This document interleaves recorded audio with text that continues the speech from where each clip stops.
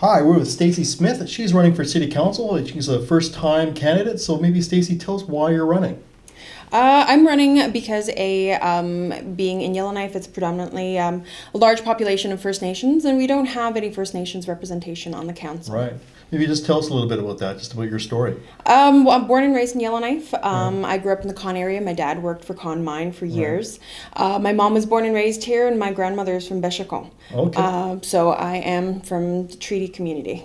Yeah. What would you like to see if you're elected? Like, what do you think are some of the things you'd be advocating for in council? I'm definitely advocating a lot for downtown, the revitalization program, as well as really advocating for a lot of our homeless people. There's that divide that's between our homeless and the working class. Yeah. And I really want to work to bridge that because we have such a high influx of people.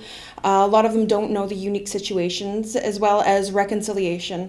I know, having read the Thea report, City Council at present is working hard with it, but I think it would be nice for them to have the insight from First Nations. Right.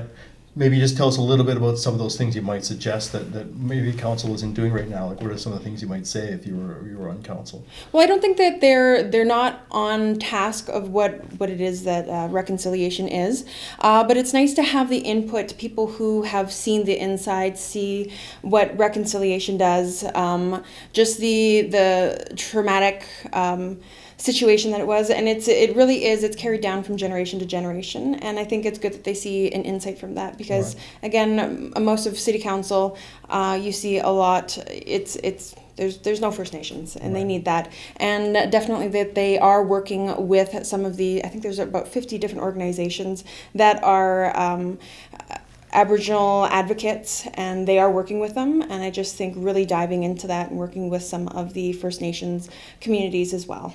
Right. What are your views, they say, on like property taxes, user fees? Like, what are your thinking there? You're going to be jumping into a city budget right away. So, what direction do you think you'll be heading there? I definitely will be jumping into it. A lot of these things, I'm going to say off the bat that I am not well versed in them, and I'm not afraid to say that. But I am really good at reading up on things and learning. I'm an entrepreneur, and I jumped right into that, and I had to learn real quick how to do accounting and all these things.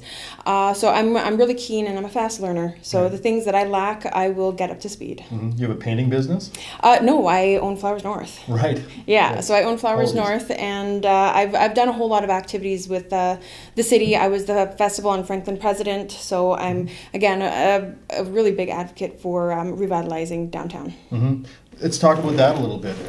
Downtown, the city purchased a number of properties downtown, right on 50th Street there. They definitely did. They remain largely vacant. What are some of your ideas about?